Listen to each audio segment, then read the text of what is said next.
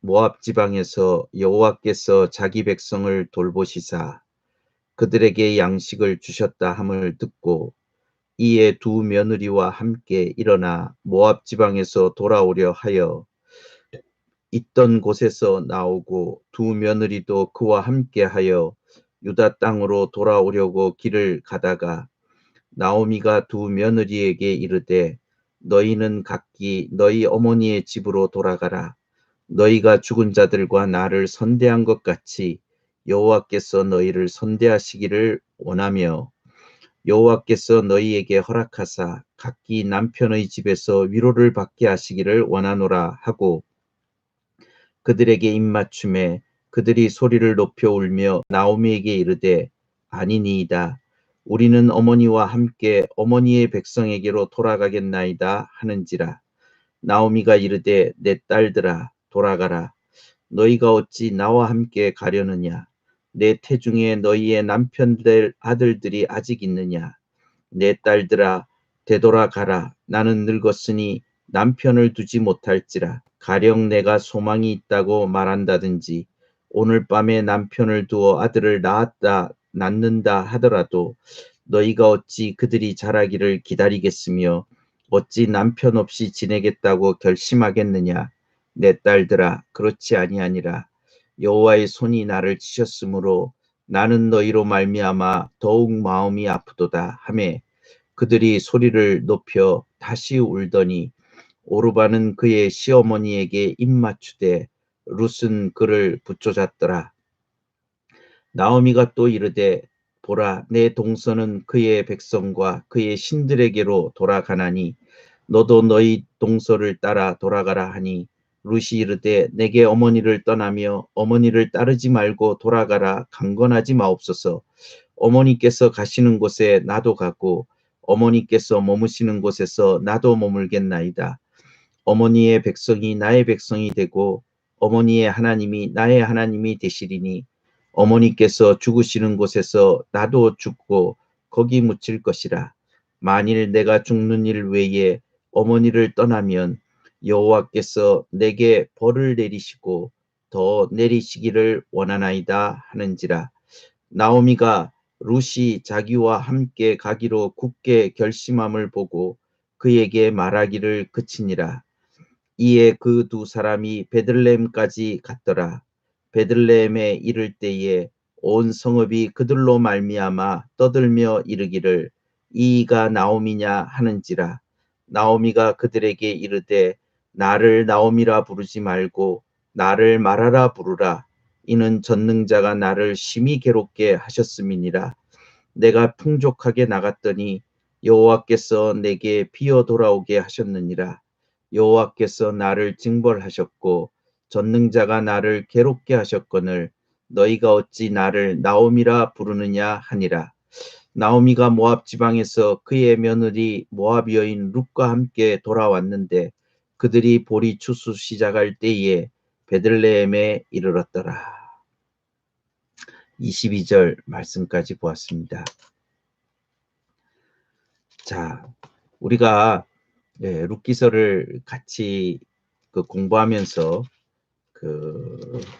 1장 1절부터 5절에 있는 내용들을 먼저 살펴보았습니다. 잠깐만 정리를 하자면 사사들이 다스리던 때에 흉년이 들었던 것이 뭘 의미하는가? 사사들이 다스리던 때는 각기 소견에 옳은 대로 행했던 시대이고 하나님과의 관계를 파괴했던 시대이기 때문에 그 관계를 파괴한 대가로서 저주가 임하는 것이다. 이렇게 정리를 했습니다. 그래서 기근이 그들에게 임한 것이다. 이렇게 말할 수 있겠습니다. 그런데 이것을 대처하는 방식이 엘리멜렉 가정이 어떻게 그것을 대처했는지를 소개해주고 있습니다. 그것은 모압을 찾아서 떠난 것입니다. 유다 베들레헴에서 모압으로 옮겨갔는데 유다 베들레헴에서 모압으로 옮겨가면 그것은 하나님의 약속된 기업을 버리고 현실적으로 그들에게 먹을 것을 제공해 줄 수 있을 것으로 보이는 나라로 옮겨간 것이다. 이렇게 말할 수 있겠죠. 그래서 어, 이 지금은 기근이 들은 이 현실을 극복하는 방법이 하나님과의 관계라고 하는 그 속에서 그 관계를 규정해 주는 하나님의 율법을 돌아보고 거기에 충성하지 못한 것을 반성하면서 회개하지 않고 보이는 것을 따라서 움직인 이 엘리멜렉의 가정의 그 결과를 우리가 생각을 해보는 것입니다. 그런 선택을 하면서 살아가는 삶이 어떤 결과를 가졌는가? 결국은 엘리멜렉이 죽고 가장이 죽고 그 아들들이 기련과 말련도 또 죽고 말았다는 것입니다. 살기 위해서 떠났는데 죽고 말았다라고 그렇게 우리가 정리를 할 수 있겠습니다. 그것은 불행한 결말이다. 이렇게 얘기할 수 있는 것이죠. 자, 그리고 나서 이제 남아있는 사람은 어떻게 되냐 하면은 이제 여인들만 남았습니다. 엘리멜렉의 아내였던 나오미, 그리고 말론과 기럐의 아내들인 오르바와 룻이라고 하는 여인들만이 이렇게 남게 되었습니다. 즉 남성 중심의 사회라고 할 수 있는 고대 사회에서 의사를 결정할 수 있는 남자들이 모두 다 죽은 것이다. 이렇게 말할 수 있겠습니다.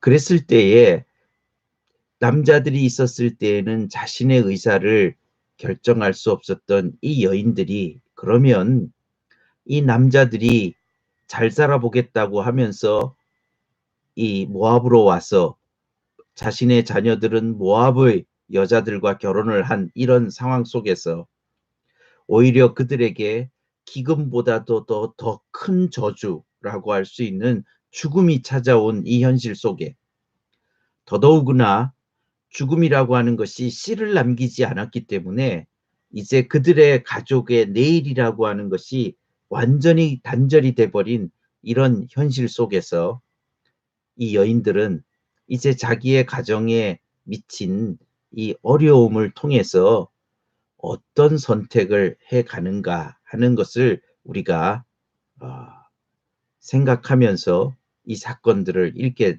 됩니다. 자, 남자들이 다 죽었다. 여자들만이 그들 뒤에 남겨졌다. 5절에서 그렇게 말을 하고 있습니다.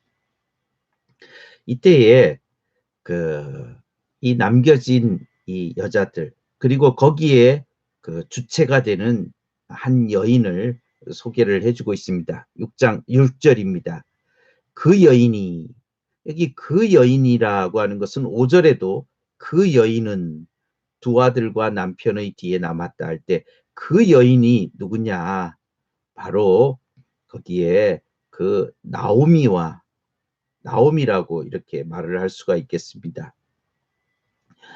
그래서 이 나오미가 이제 자신의 삶의 지금 이 상황 속에서 그 삶의 결정을 내려야 된다 이렇게 얘기를 하고 있습니다.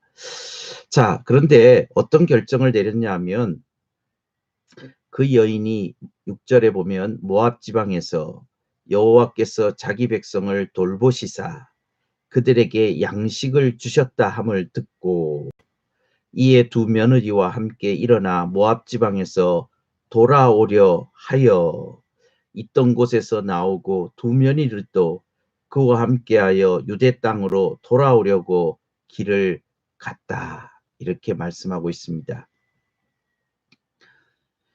우리는 이 엘리멜렉과 말론과 기럐 이 사람들이 흉년이라고 하는 이 상황을 놓고 이 약속의 땅 유대 땅 베들레헴을 떠나서 이 모압 땅 이방으로 왔습니다.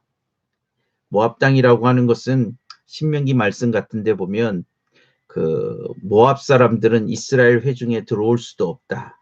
같이 교제를 나누면 안 된다. 이렇게까지 말한 그런 민족이라고 할 수 있겠습니다. 왜냐하면 모압 사람들은 이 발람이라고 하는 선지자를 고용해서 발락이라는 그 통치자가 이스라엘의 저주를 내리기 위해서 온갖 시도를 다했기 때문에 이 모압이라고 하는 나라를 그렇게 멀리하도록 경고를 한 것이죠. 그럼에도 불구하고, 그런 하나님의 경고에도 불구하고 이제 먹을 것이라고 하는 문제를 해결해 줄 수 있는 이곳을 찾아서 그들이 떠났는데 결국은 더 큰 수렁에 빠진 현실이 되었다, 이렇게 말할 수 있겠습니다. 그런데 그곳에서 이 나옴이라고 하는 여인은 이제 한 소식을 듣게 됩니다. 그것은 뭐냐면 여호와께서 자기 백성을 돌보셨다라고 하는 소식입니다. 그리고 그들에게 이 돌보신 구체적인 내용은 여호와께서 그들에게 양식을 주셨다라고 하는 것입니다.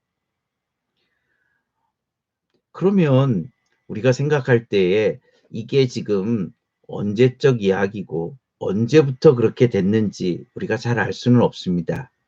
그러나 우리가 이 말을 통해서 앞에 있는 이야기들의 흐름들을 통해서 정리를 해볼 수 있는 것은, 그들이 양식이 없는 곳이어서 떠났으면 그곳은 계속 양식이 없는 상태로 머물러 있는 것이 아니라 어떤 시점에서부터 하나님은 자기 백성들을 다시금 돌아보시고 그 백성들에게 양식을 다시 주셨다라고 하는 것입니다. 결국은 양식이 없어서 떠난 그들이 조금 더 참고 조금 더 그 세월들을 잘 반성하고 회개하면서 지냈으면 그들은 그곳에서 양식도 얻고 또 그곳에서 하나님이 주시는 그런 회복을 누릴 수 있었다. 이렇게 그런 이 대조점을 말하기 위하여서 지금 이런 기록을 하고 있는 것이다, 이렇게 말할 수 있겠죠.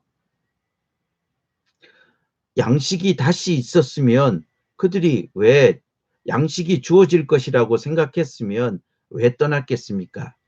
물론 그 당시에 양식이 없었으니까 떠났겠지. 양식이라는 게 사람의 삶의 절박함인 것이기 때문에 그것을 보존할 수 있기 위해서 또 지속적으로 그것을 확보할 수 있는 곳으로 옮겨간다. 우리가 직장을 가지는 이유도 지속적으로 내 삶의 필요를 채워줄 수 있는 곳을 찾는 것이고, 그것이 사람에게 있어서 굉장히 중요한 문제이기 때문에 이해는 되지만은, 그러나 그들이 하나님 앞에서 바르게 서게 됐을 때에 그런 회복이 일어나고 있는 현실들을 보게 됩니다. 사사시대라고 하는 것이 깊은 수렁에 떨어지기도 하지만은 또 돌이켜서 부르짖으면서 회복되면서 그들이 살고, 그래서 남아있는 사람들이 다 죽지 않고 오히려 죽는 것은 먹을 것을 찾아 떠난 자기들이고 거기 있는 사람들이 살아가고 있다는 것을 그들이 알게 되면서 이 나오미가 생각을 고쳐서 다시 자기의 약속의 땅으로 돌아가려고 하는 것이죠. 즉 우리가 여기서 돌아간다라는 말을 지금 여러 번 쓰고 있습니다. 6절에서도 모압 지방에서 돌아오려 하여, 그리고 유다 땅으로 돌아오려고, 그들이 떠난 그 자리로 그가 이제 나오미가 돌아가려고 합니다. 그렇게 함으로써 이 남자들이 선택한 그 당시에 사사시대를 주도했던 사람들, 즉 사사시대라고 하는 것이 우상을 섬기는 시대였습니다. 보이는 신을 추구한 것이죠. 보이는 힘, 보이는 권력, 보이는 식량, 그것을 중심에서 모든 것을 판단하는 그 시대를 반성을 하고, 이제 보이지 않는 하나님께서 그들에게 보이는 현실들을 해결해 주셨다는 것을 확인하고, 그게 무슨 말입니까? 여호와께서, 보이지 않는 하나님이 자기 백성을 찾아가 주셨다. 이 돌보시사라는 말은 방문하셨다라고 하는 뜻입니다. 원래 그 단어의 의미가. 그래서 하나님이 신방을 하신 겁니다. 하나님이 그냥 망하도록까지 그렇게 몰아가시는 것이 아니고 그들을 기근으로 몰린 것은 그들이 하나님과의 관계를 반성하고 돌이키도록 하신 것이라는 것입니다. 그렇게 될 때 그들에게 다시금 먹을 것이 나는 세상으로 바뀌었다는 것입니다. 그래서 이 하나님께서 찾아가시는 것을 통해서, 신방하시는 것을 통하여서 그들의 마음이 회복이 되어져서 하나님께 돌아왔을 때, 그게 물론 침략을 통해서든지 혹은 여러 가지 어려움을 통해서 부르짖는 것을 통해서 하나님께로 돌아온 것이죠. 그랬을 때 하나님은 그 땅을 회복시키셨다 하는 것을 듣고 이제 자신들이 떠났던 삶의 자리, 혹은 남자들에 의해서 결정됐던 그 삶의 자리에서부터 다시 돌아서 원래의 지점으로 돌아갑니다. 자, 그런데 이게 참 흥미로운 것은 남성 중심의 그 유대 사회, 그 이스라엘 사회 속에서 이 여인들이 돌아간다라고 하는 것이 무슨 의미가 있을까, 이런 생각을 조금 해보게 됩니다.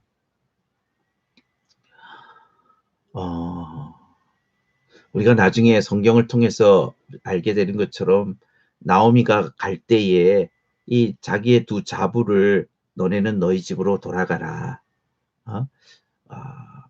너희 집으로 돌아가서 새로 결혼도 하고 행복하게 잘 살아라.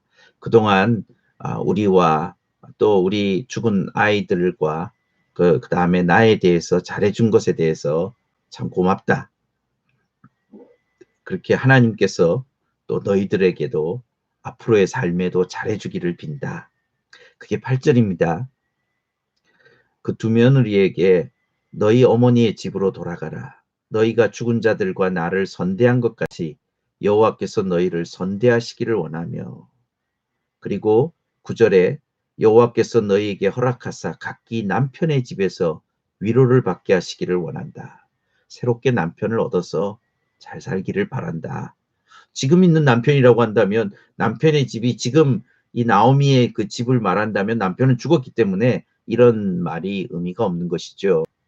그래서 새로운 남편을 통해서 당신들의 삶이 윤택하고 잘 되기를 바란다. 이렇게 얘기하면서 얘기를 하고 있습니다. 그런데 여기에 그 나를 선대한 것 같이 여호와께서 너희를 선대하기를 원한다. 이런 이야기를 하고 있습니다. 여기 선대라고 하는 이 단어는 그 우리가 구약에서 복음이라고 불리어지는 인자함입니다. 인자함. 인자함이라고 하는 단어를 이 선대한다라고 하는 단어로 표현을 하고 있습니다.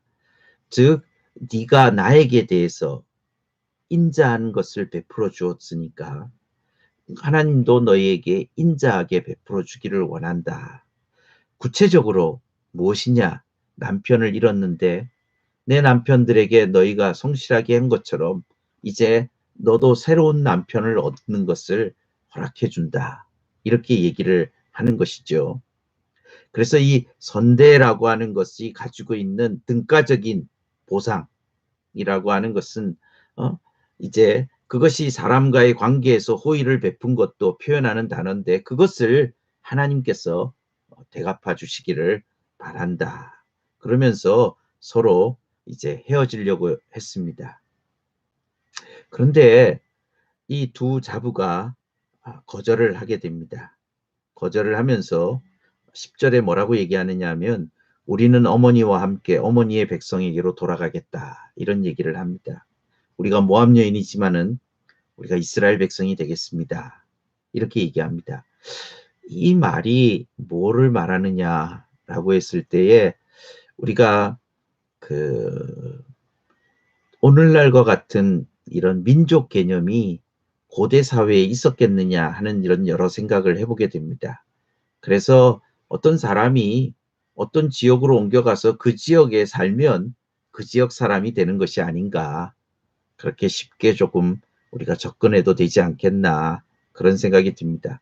나는 모압 여인이고 모압을 위하여서 모압 사람으로 대한민국 사람으로서 한민족으로서 살아야 된다. 뭐 이런 식의 그런 강한 개념들이 고대 사회에 있었느냐. 이 민족 개념이라는 게 그 유럽 같은 곳에서 봐서도 이 민족 개념은 19세기나 들어와서 이제 점점 생기는 그런 아주 근대적인 그런 이야기들이고, 그냥 통치자들이 땅을 갈라서 이렇게 보면 갑자기 영국이 됐다, 프랑스가 됐다가 그 다음에 뭐 왕족들이 결혼하다 보면 이 땅은 뭐 저쪽에 또 다른 독일이 됐다가 뭐 그렇게 되는 것이어서 그 백성들의 어떤 민족 개념들을 쉽게 그렇게 말하는 것은 사실은 좀 어렵습니다. 그래서 어머니의 백성이 되겠다. 이제 내가 한번 관계를 맺었기 때문에 우리가 지속적으로 가겠다. 이런 얘기를 그렇게 하는 것이다. 이렇게 말을 할 수가 있겠죠. 그렇지만 조금 강한 의미로서 이제 이 두 자부들이 생각을 해보면, 아, 남편이 없는 삶의 자리로 이게 어떻게 가려고 그렇게 생각을 하고 있을까? 어? 이 고대 사회에서 여자들끼리만 산다는 것이 얼마나 힘든 세상인가 하는 것을 이 시대보다도 훨씬 후인 예수님 시대 때 보면 사마리아 수가성의 사마리아 여인을 보면 남편 여러 번 결혼을 했고 지금 있는 남편도 결혼을 하지 않았다. 이런 얘기를 하면 이 여자가 음란한 여자다 이렇게 말하는 것은 문제가 잘못 보는 것이죠. 그건 음란한 여자가 아니고 여자가 남자가 없이는 오늘날과 같이 뭐 맞벌이 부부라든지 혼자서 삶을 살 수 있는 그런 사회 환경이 아니기 때문에 남자에 의존하지 않으면 살아갈 수 없는 그런 사회 현실 속에서 이 여인이 그렇게 의존할 수밖에 없는, 남자에게 의존할 수밖에 없어서 결혼하지 않은 상태에서도 남자에게 의존하고 있는 그런 상태라고 그렇게 사마리아 수가성 여인을 보아야 되는 것이죠. 근데 그거보다도 천년 그 훨씬 이전에 그 이 여인들이 자기들끼리 그렇게 살아간다라고 얘기하는 것이 쉽게 그 이해되지는 않는 것이죠. 그러니까 나오미가 어떻게 얘기를 합니까? 11절에 나오미가 이르되 내 딸들아 돌아가라. 왜 나와 함께 가려고 하느냐? 내 태중에, 여기서 나는 나오미입니다. 나의 태중에 너희 남편 될 아들들이 아직 있느냐? 그 말은 내 씨가 있으면 그 고대 근동 사회에서 혹은 고대 근동 사회나 혹은 또 특히 이스라엘 안에서 이런 그 율법의 근거에서 그 씨를 남기기 위해서 그 형의 죽은 아내를 대신 취하고 그렇게 해서 그 씨를 보존하면서 또 그가 주는 어떤 양식이나 삶의 그런 위로들을 같이 나누면서 살아갈 수 있는데 에, 그게 있느냐 이렇게 물은 것입니다. 그때 12절에 내 딸들아 되돌아가라. 나는 늙었으니 남편을 두지 못할지라. 그래서 가령 내가 소망이 있다고 말한다든지 오늘 밤에 남편을 둬 아들을 낳는다고 하더라도 앞으로 그가 자라나서 결혼을 할 만큼의 성장을 하려 그러면 이게 가능한 일이냐 그렇게 이야기를 하고 있습니다. 그래서 이제 돌아가라 이렇게 이야기를 하고 있습니다. 그러면서 그가 13절 뒤에 내 딸들아 그렇지 아니하니라 여호와의 손이 나를 치셨으므로 나는 너희로 말미암아 더욱 마음이 아프도다 이렇게 얘기하면서 그들이 돌아가도록 권면해 줍니다. 그래서 그 결과 서로 울면서 그 오르바라고 하는 사람은 떠나갑니다. 우리가 이런 것을 보면 이 지금 나옴이라고 하는 사람이 다시 생산을 할 가능성에 대해서도 굉장히 어렵고 그런 가운데에서 참 소망이 없는 그런 상황입니다. 그래서 그런 소망이 없는 상황 속에 이 그 두 자부들, 젊은 자부들을 데리고 간다는 것은 굉장히 좀 어려운 일이다. 이렇게 이야기를 할 수가 있겠습니다. 그래서 그것에 대하여서 한 사람은 설득을 이제 해서 이렇게 다시 돌아간 것이죠. 그런데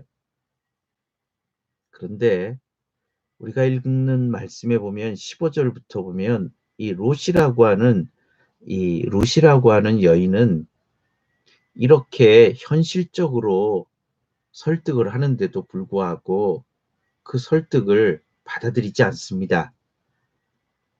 15절부터 우리가 보겠습니다. 나오미가 또 이르되 보라 내 동서는 그의 백성과 그의 신들에게로 돌아가나니 너도 너의 동서를 따라 돌아가라.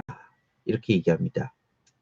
여기에 흥미로운 것은 그의 백성과 그의 신들에게로 돌아간다. 이렇게 얘기합니다. 이거를 지금 이 표현 때문에 다시 얘기하면은 10절을 얘기하면 우리는 어머니와 함께 어머니의 백성에게로 돌아가겠나이다. 이렇게 얘기할 때에 이 말 속에는 뭐가 들어있느냐 하면은 어머니의 백성과 어머니가 섬기는 하나님께로 가겠습니다. 라고 이렇게 얘기를 합니다. 그런데 거기에 대하여서 이 나오미가 현실적으로 보이는 가능성이 없다라고 하는 것을 제시를 합니다. 그럴 때 오르바는 시인을 하고 떠나갔습니다. 그런데 롯은 그렇게 하지 않습니다. 롯은 어떻게 하느냐 하면은 현실적으로 가능성이 없는 것은 인정이 되지만은 그러나 그는 이렇게 이야기를 합니다. 16절에 보면 롯이 이르되 내게 어머니를 떠나며 어머니를 따르지 말고 돌아가라. 강건하지 마옵소서. 어머니께서 가시는 곳에 나도 가고 어머니께서 머무시는 곳에서 나도 머물겠나이다. 어머니의 백성이 나의 백성이 되고 어머니의 하나님이 나의 하나님이 되시리니 어머니께서 죽으시는 곳에서 나도 죽어 거기 묻힐 것이라. 만일 내가 죽는 일 위해 어머니를 떠나면 여호와께서 내게 벌을 내리시고 더 내리시기를 원하나이다. 그래서 나오미는 룻이 굳게 결심하고 같이 가기로 한 것을 알고 그를 따라갑니다. 그를 데리고 가죠.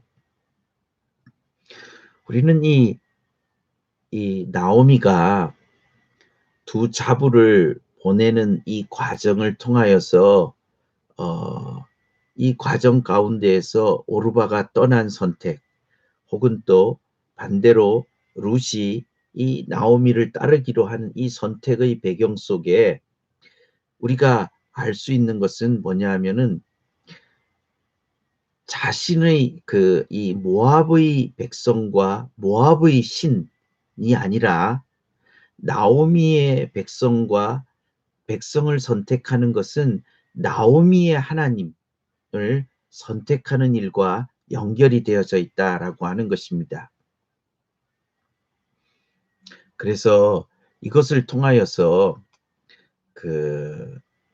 나오미가 지금 돌아가려고 하는 것도 단순히 자기 백성에게만 돌아간다든지 양식이 있다는 것을 돌아간다는 문제가 아니라 자기의 하나님이 돌보셔서 그 하나님께로 돌아가는 작업이라고 하는 것을 지금 이 두 자부에게 설명을 이 과정을 통해서 전달을 한 것이고 그것을 이 자부들이 하나는 포기하고 자기의 신에게로 돌아간 것이고 하나님에게로 돌아갔다. 이렇게 얘기를 하는 것입니다. 우리는 오르바가 돌아간 것에 대해서 얘기할 때 간단하게 이 보이는 가능성이 없는 현실을 극복할 수 있는 방법이 없다라는 것을 인정한 것이죠. 그런데 룻의 경우는 조금 달랐다라고 얘기를 할 수가 있겠습니다. 어떻게 달랐습니까? 보이는 현실은 그의 시어머니가 말한 것처럼 달랐지만은 그러나 왜 자기가 남편을 잃게 되었고 자기의 시아버지인 엘리멜렉이 죽게 되었는지에 대한 문제를 그가 이해를 했다. 이렇게 표현을 할 수가 있겠습니다. 즉 무슨 말이냐면 그냥 이 보이는 이 현실, 이 저주적인 상황, 죽음이 찾아온 자기의 집안의 현실들 속에 그 뒤에 작용하고 있는 실제의 힘이 무엇인가에 대해서 이해를 했다는 것입니다. 그게 뭡니까? 그게 바로 여호와 하나님께서 자기를 거스리는 자들에게 하나님이 심판하신 것이라는 사건이라고 이해를 한 것입니다. 그런데 그 말 속에는 이 저주라고 하는 것은 지난주에도 말했던 것처럼 저주라고 하는 것은 저주적 상황 속에서 그게 고착되어져서 계속되는 상황이 아니라는 것이죠. 그 저주라고 하는 상황 속에서 그것이 저주인 줄 알고 그 하나님께로 돌아가고 하나님께 의지하게 될 때에 자기의 삶이 회복될 수 있다라고 하는 것을 기대하는 거라는 거죠. 그것이 바로 하나님의 인자하심이라고 하는 것을 여기서 표현해 주고 있습니다. 우리가 다시 조금 읽은 앞에 부분을 돌아간다면 이 나오미가 나를 선대한 것, 죽은 자들, 너희 남편들과 나를 선대해 준 것처럼 여호와께서 너에게 인자함을 베푸시기를 원한다라고 하는 얘기 속에는 정말 나를 여호와를 따르면은 이런 효력이 발생한다라고 하는 것을 말해주는 것입니다.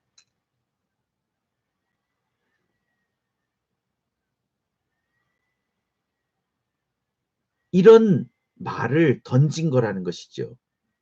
왜냐하면 이 오르바와 룻이라고 하는 여자는 그래도 이 이스라엘의 백성이었던 집에서 머물면서 이스라엘의 하나님에 대해서 배우고 그들의 율법에 대해서도 읽고 그들이 왜 이런 일을 당했는지에 대한 나오미의 평가도 그가 알고 있기 때문에 왜 돌아가려고 했는지에 대해서 들은 것이죠. 여호와께서 자기 백성을 돌보셨다. 그래서 자신의 남편들이 잘못했던 것들을 반성하고 돌아가는 거죠. 회개하고 돌아가려고 할 때 그러면 이 끊어졌던 이 씨가 다시금 회복될 수 있는 길도 있다라는 것을 다시금 생각하게 되는 것이죠. 그게 하나님의 인자하심이었고 그런 것들을 던진 것이라고 말할 수 있는 것이죠. 그래서 다시 다르게 얘기하자면 나오미가 룻을 받아준 이유가 뭘까 하는 것으로 거꾸로 질문할 수 있는 것입니다. 나오미는 자기가 돌아가려고 하는 중심을 이 룻이 이해했다라고 보는 것이죠. 그 이해의 공통점은 뭡니까? 여호와의 인자하심이라는 겁니다. 돌이키는 자를 받아주시는 하나님. 그 하나님이 진짜 하나님이라는 것을 그가 보는 것이죠. 오히려 일관성 있게 자기의 말씀을 거절하는 자에게 하나님이 벌을 내리시지만은 그러나 돌이키는 자에게는 하나님께서 그것을 회복시켜 주시는 하나님이라는 것을 그 인자하신 하나님에 대한 기대를 그것이 더 참된 하나님이고 온전한 하나님이라는 것을 이 룻이 받았다는 것입니다. 그것을 깨달은 증거들을 보면서 그 말을 통해서 어머니의 백성이 나의 백성이 되고 어머니의 하나님이 나의 하나님이 된다. 만약에 내가 어머니를 떠나면 여호와께서 내게 벌을 내리신다. 여호와의 축복과 저주에 대한 문제들을 이해해냈다는 것입니다.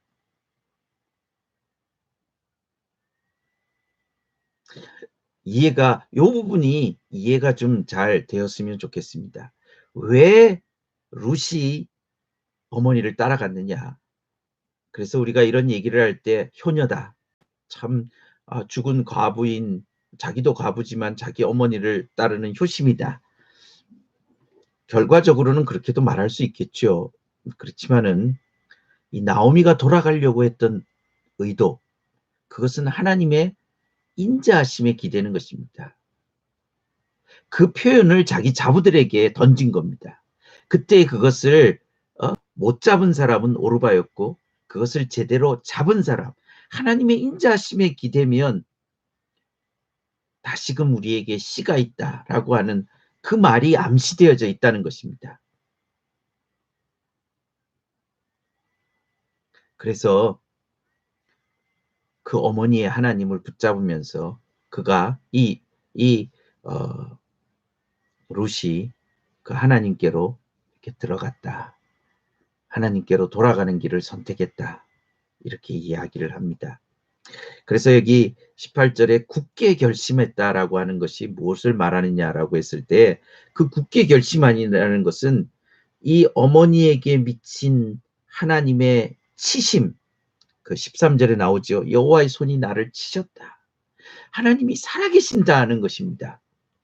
하나님이 살아계셔서 실제적으로 자기 백성에 대하여서 잘못할 때는 벌을 내리시고 자기 백성들이 돌이킬 때는 반대로 회복하시는 언약적 관계, 즉 인격적인 친밀함들을 구체적으로 가지고 있는 살아계신 하나님이라는 것을, 그런 살아계신 하나님이 자기 백성을 돌보시는 행위, 즉 인자하심, 선대하심에 대하여서 신뢰하게 됐다, 이렇게 말할 수 있는 것입니다. 이 태도는 그가 앞으로 룻이라고 하는 이 여인이 그의 나오미의 요청을 다 받아들이면서 보아스를 남편으로 얻고 오벳이라고 하는 아들을 낳고, 그렇게 함으로써 하나님의 약속의 씨를 담아가는 그런 자리에 이르게 됐다, 이렇게 하는 과정들과 깊이 연결이 된다, 이렇게 말할 수 있습니다. 그래서 우리가 이 룻이라고 하는 이 여인이, 이 룻이라고 하는 이 여인이 선택한 이 길이, 그리고 나오미가 돌아가려고 하는 길의 이 본질을 정리를 하는 것이 오늘의 우리가 이 본문을 읽어가는 데 있어서의 중심이라는 것입니다. 그 중심이 뭐냐? 우리가 성경을 통해서 그 발견하게 되는 그런 본질적인 그 하나님의 사람들이 그 시대에 왜 그런 선택을 했는지에 대한 것을 설명하는 것에 있어서의 하나님을 의지하고 하나님이 그 시대에 주신 약속의 그 복음을 붙잡은 그 증거들을 우리가 발견할 수 있어야 되는데, 나오미가 그 지역으로 돌아가려고 했던 것처럼, 약속의 기업으로 돌아가려고 했던 것의 근거가 뭐냐? 자기 자부에게 제시를 하면서 비록 자기가 늙고 소망이 없지만은 사라처럼 다시금 하나님께서 자신에게 씨를 주고 그 가지는 기쁨을 누릴 수 있도록 만들어 주실 것을 기대하는 그 기대, 그게 바로 하나님의 선대하심이라는 것입니다. 그 선대하심을 마찬가지로 이 뭐라고 해야 할까요? 이 룻이 함께 공유하고 함께 공감하고 자신에게 놓여 있는 불행을 통하여서 회복이 가능한 자리가 될 수 있도록 살아계신 하나님을 의지하면서 하나님께로 나아간 것이죠. 그렇게 하나님께로 나아가는 그런 태도의 중심에 뭐가 있느냐? 하나님의 선대하심이 있다는 것이죠. 다르게 말한다면 선대하시기를 원하사, 9절에 있는 말씀에 각기 남편의 집에서 위로를 받게 하시기를 원한다. 이 말이 정말 참 묘한 거라는 거죠.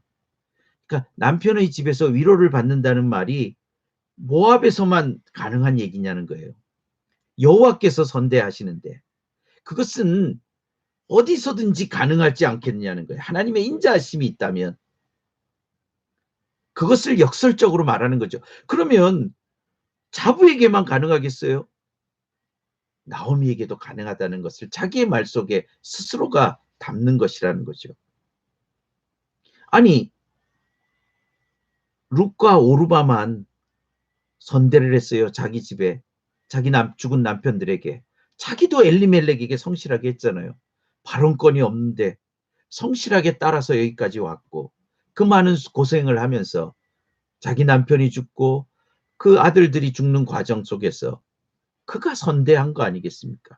그럼 자신의 삶에 대해서도 하나님이 선대해 주실 것을 믿는다는 것이죠.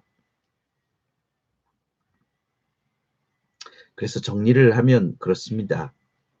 제가 오늘 공부를 이제 이 부분을 우리가 정리를 할 때에 도대체 나오미가 돌아가려고 했던 동기가 뭐냐?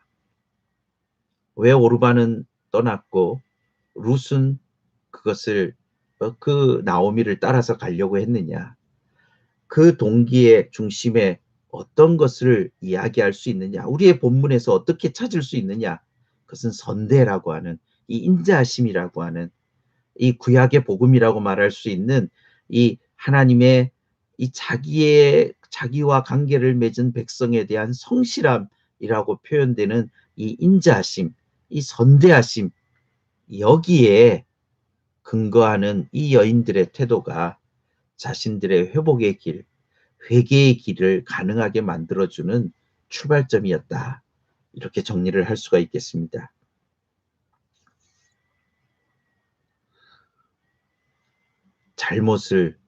잘못에 대한 심판을, 침을, 저주로 받고, 그래서 돌이키는 자를 받아주시는 하나님의 인자함에 이 여인들이 자신들을 드리면서 그렇게 나아갈 때에 그들의 길이 조금씩 열리기 시작하는 것이죠. 자, 그래서 우리가 조금 더 19절 이하에서 22절까지의 내용을 조금만 더 나아가 보도록 하겠습니다.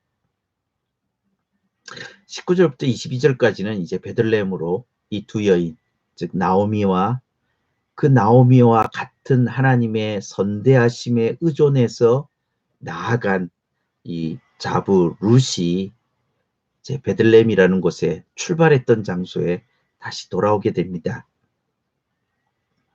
그가 돌아올 때에 베들레헴 온성이 떠들썩합니다. 19절에 두 사람이 베들레헴까지 갔더라. 베들레헴에 이를 때 온 성읍이 그들로 말미암아 떠들며 이르기를 이 사람이 놈이냐, 이렇게 얘기를 합니다. 이게 얼마나 말이 많겠습니까? 남편, 두 자식 데리고 기세등등하게 데리고 오는 엘리멜렉이 데리고 갔겠죠. 우리는 새로운 삶을 향해서 개척자처럼 나아갔을 건데 다 잃어버리고 이제 혼자 돌아온 이 사람을 보면서 야, 이 사람이 진짜 나옴이냐? 지금 이렇게 얘기하는 것이죠. 그럴 때 얼마나 참 인간적으로 보면 기가 막히겠습니까? 그래서 20절에 나오미가 이렇게 얘기합니다. 나오미가 그들에게 이르되 나를 나오미라 부르지 말고 나를 마라라 불러라. 이렇게 얘기합니다. 이게 나오미라고 하는 뜻은 19절에 각주 일본에 보면 기쁨, 희락입니다. 그런데 마라라고 하는 것은 마라의 쓴물에 나오는 그 마라입니다. 쓰다, 괴롭다, 이런 뜻이거든요. 지금 기쁨이라는 것은 무엇이겠습니까? 남편이 있고 자식들이 있고 하나님의 언약의 땅에서 하나님이 주시는 그런 평안을 누린 것이죠. 그런 상태를 말하고 있는데 지금 남편도 잃어버리고 자식들도 잃어버린 그 내일의 소망이 없는 그 현실, 거기다가 하나님의 손이 나를 치셨다라고 하는 고백을 하는 이 고통스러운 현실을 말하라, 자기를 그렇게 이야기를 하고 있습니다. 그런데 여기서 단지 자기의 신세한탄만이 아니죠. 야, 내가 진짜 이제 다 떨어지고 개털이 됐다, 이렇게 하는 자기 신세한탄이 아니죠. 거기에 뭐라고 얘기하냐면 전능자가 나를 심히 괴롭게 했다, 이렇게 얘기를 합니다.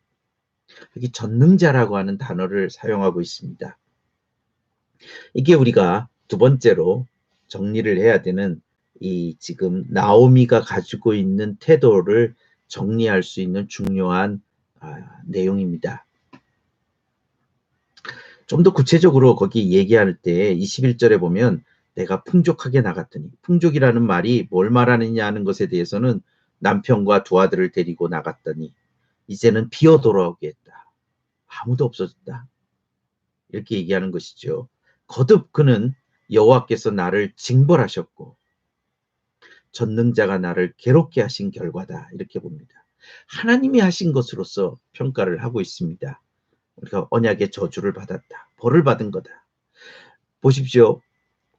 언약적인 관계, 하나님과의 관계라고 하는 것은 항상 고착되어 있는 게 아니고 벌을 벌으로 인정하고 그 벌에서부터 돌이키면은 벌이 어떻게 됩니까? 다시금 소망이 될 수 있고 축복이 될 수 있는 것이 언약적 관계가 가지고 있는 중요한 틀이라고 말했습니다. 나오미는 충분히 자기를 반성하고 있습니다. 왜 내가 그렇게 했을까? 왜 우리 집이 이렇게 됐는지 하나님이 치신 것이다. 그래서 13절에서 여호와의 손이 나를 치셨다. 그 다음에 21절에 여호와께서 나를 비어 돌아오게 하셨다. 전능자가 나를 치셨다. 20절에 여호와께서 나를 징벌하신 것이다. 전능자가 나를 괴롭게 하신 것이다. 나는 나옴이라고 불리울 자격이 없다. 그는 자기 자신을 하나님의 관계에서 해석을 해낸 것이죠. 쉽게 말하면. 오늘날 말한다면 자기의 현실을 단순히 물질적인 토대 혹은 관계 그런 것에만 의해서 설명하는 게 아니고 하나님과의 관계에서 자기를 설명해 낸 거라는 거죠. 그게 언약 백성이 가지고 있는 힘인 거죠. 그렇게 자기를 냉정하게 반영하고 돌이키고 회개했을 때에 이제 새로운 기회가 주어진다는 것입니다. 그 새로운 기회를 어떻게 표현하냐면 22절에 나오미가 모압 지방에서 그의 며느리 모압 여인 롯과 함께 돌아왔는데 그들이 보리 추수 시작할 때에 베들레헴에 이르렀다 이렇게 말합니다. 보리 추수 시작할 때에 그가 떠났을 때는 흉년이었지만 돌아왔을 때에는 먹을 것이 있는 자리. 근데 이 먹을 것이 있는 자리는 씨가 있는 자리라고 말할 수 있습니다. 그 추수가 시작하는 자리에서 그들은 잃어버린 남편들을 얻는 것. 근데 남편을 얻는다는 말의 실체는 뭐냐면 뭐 요즘은 결혼하는 것들이 뭐 자녀 안 낳은 거라든지 뭐 이런저런 포기를 얘기하면서 두 사람이 그래서 결혼 안 하고도 같이 지내고 뭐 이런 시대적 풍조 속에서 지금 이런 문맥을 이해하는 것은 잘 이해가 안 되죠.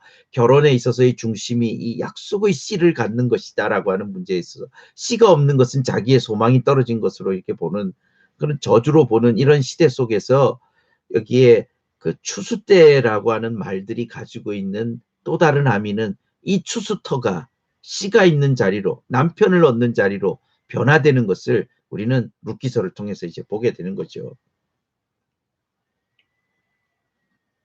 자, 그러니까 정리하자면 이 나오미가 그리고 룻이 자신들이 이 모압이라고 하는 자리에서부터 떠나서 돌아가려고 했던 것의 동기가 하나님의 인자하심, 언약적인 진실함에 자기를 맡겼을 때에 돌아올 수 있었습니다. 그 하나님의 인자하심에는 유대인이나 이방인이나 관계없고 하나님의 은혜 안에 다 들어올 수 있다는 것을 말해주는 것이죠.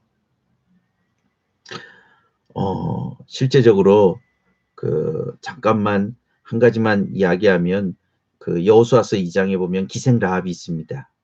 기생 라합이 어떻게 이 무너지는 여리고성 속에서 살아남을 수 있었습니까?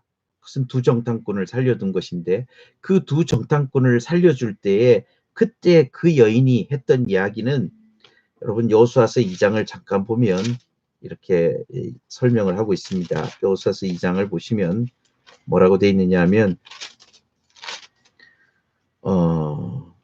이제 그 집을 찾아왔던 군인들을 돌려보내고 난 다음에 그가 올라가서 뭐라고 얘기했느냐 하면 12절을 보십시오. 그러므로 2장 12절에 그러므로 이제 청하노니 내가 너희를 선대하였은즉 너희도 내 아버지의 집을 선대하도록 여호와로 내게 맹세하고 내게 증표를 내라. 이 선대한다는 말이 룻기서의 선대하고 같습니다. 이게 바로 인자하심입니다. 내가 당신에게 인자함을 베풀었는데 당신들도 이제 내게 인자함을 베풀어라. 당신들은 여호와의 인자하심을 반영하는 표를 나에게 줘라. 그게 구체적으로 뭐냐 하면 9절입니다. 여호와께서 이 땅을 너희에게 주신 줄을 내가 압니다. 그게 인자하신 하나님이 너희에게 미친 건데 나도 이 땅을 얻을 수 있는 자격을 나에게도 달라. 날 죽이지 말아라. 살아들려. 그 말이죠. 즉 여기에서는 이 정탐꾼을 지켜주는 것을 통해서 정탐꾼의 하나님이 내 하나님이 된다는 것이 되는 거죠. 가령 룻기서에서는 어머니의 하나님이 내 하나님이 된다라고 하는 것을 통해서 같이 따라간 거라면 여기서는 이 가나안 땅을 하나님이 이스라엘 백성에게 주신 것처럼 나에게도 주실 것을 인자함이라는 이 복음을 통해서 그걸 받게 됐다는 것이죠. 그래서 우리가 거듭 이야기를 정리를 하면 이 인자심에 기대어서 하나님께로 자기의 불행의 자리에서부터 돌이키게 됐을 때에 그들은 그 돌이키는 것에 대한 그 태도를 더 분명하게 말해주는 것이 하나님이 나를 어렵게 만드셨다. 그거를 확신하는 것이죠. 그래서 여기 전능자가 여호와께서 내게 이런 일들을 만드셨지만은 내가 이제 돌아오면 어떤 소망이 보입니까? 추수밭이 보이기 시작하는 것이죠. 자, 이제 그 짧게지만은 이 전능자라고 하는 것은 뭐냐면은 아브라함과 이삭과 야곱에게는 우리가 출애굽기 말씀에 보면 출애굽기 3장 출애굽기 3장에 보면 출애굽할 때 6장인가요? 제 생각에 6장인 것 같은데 6장 말씀에 보면 뭐라고 얘기했느냐 하면은 6장 3절에 내가 아브라함과 이삭과 야곱에게는 전능의 하나님으로 나타났으나 나의 이름을 여호와로는 나타나지 않으셨다. 그래서 이 전능자라고 하는 말은 샤다입니다. 거기다가 전능한 하나님 하면은 엘 샤다인데 이 전능한 하나님이라고 하는 것은 족장들의 하나님입니다. 아브라함과 이삭과 야곱의 하나님. 씨를 주시는 하나님입니다. 우리가 창세기의 내용을 한마디로 압축하면 약속의 씨를 주시는 하나님이라는 것입니다. 그리고 지금 이제 출애굽기부터는 여호와 하나님이라 그랬을 때 약속의 땅을 주시는 하나님을 이야기합니다. 그래서 전능자가 나를 치셨다라고 하는 것을 통해서 전능자가 나를 심히 괴롭게 함으로 우리의 씨를 가질 수 있는 남편들이 다 죽었다. 왜? 불순종함으로. 그것을 처절하게 기억하는 것입니다. 그래서 이 전능자가 취해 가신 것을 다시금 그것을 고백할 때에 다시금 우리에게 주실 줄을 믿는 거라는 거죠. 그때 이 베들레헴 들판에서 새로운 씨들이 연거는 것을 본 거죠. 조금 더 멀리 오늘날의 신약의 시대를 바라보면서 말한다면 유대 베들레헴 땅에 오시는 예수님, 진짜 씨, 진짜 모든 무너지고 상처난 사람들을 회복시켜주는 진짜 소망의 인자함의 실체, 나는 마음이 온유하고 겸손하니 라고 말씀하신 진짜 인자하신 주님이 거기에서 나오는 것을 본다, 이렇게도 말할 수 있는 것이죠. 인자함이라고 하는 그 씨가 가지고 있는 실체는 저 멀리 예수 그리스도, 베들레헴에서 오시는 예수 그리스도로 가게 되는 거죠.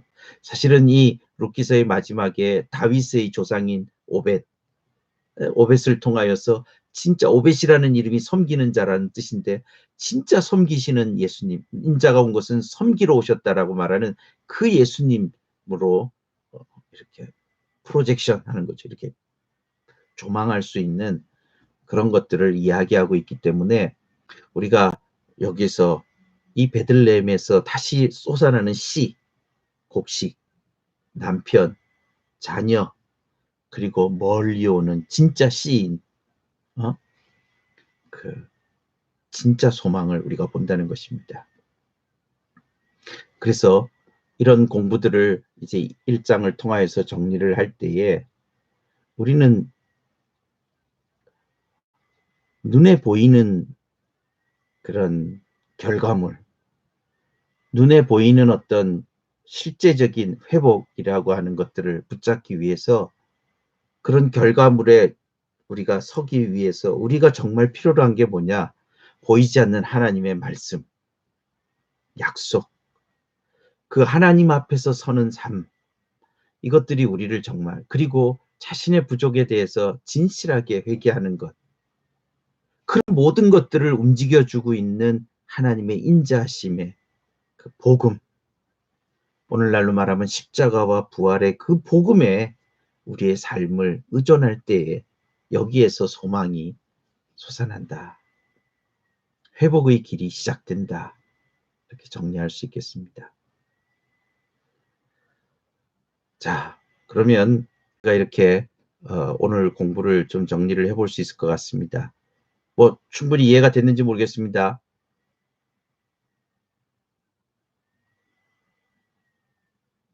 잘 전달이 되고 있나요?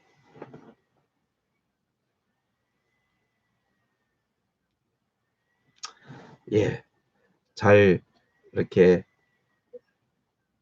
아이고 감사합니다. 잘 전달이 되고 같이 나눌 수 있게 돼서 참 감사한 일입니다. 자, 그러면 오늘은 우리가 조금 금요일 날 해야 되는 걸 이 시간에 옮겨서 한 거니까 우리가 1시간만 하기로 했으니까 예, 딱 시간이 된 것 같습니다. 제가 기도하고 일단 마치도록 하겠습니다. 하나님 감사합니다. 성도들은 고통과 어려움 속에서 또 우리의 부족을 발견하고 또 우리 허물을 돌이키며 하나님의 은혜를 구하는 하나님의 인자하심에 의존해서 살아가는 복음을 의지하는 사람들인 것을 다시 한번 기억합니다.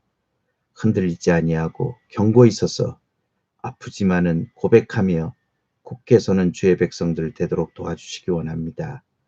우리 청년부가 말씀 안에서 굳게 서고 하나님의 약속을 따라서 우리의 사는 시대들을 복음으로 담아내는 귀한 모습들이 되도록 도와주시기 원합니다. 예수님 이름으로 기도드립니다. 아멘. 자, 그러면 정리하도록 합시다.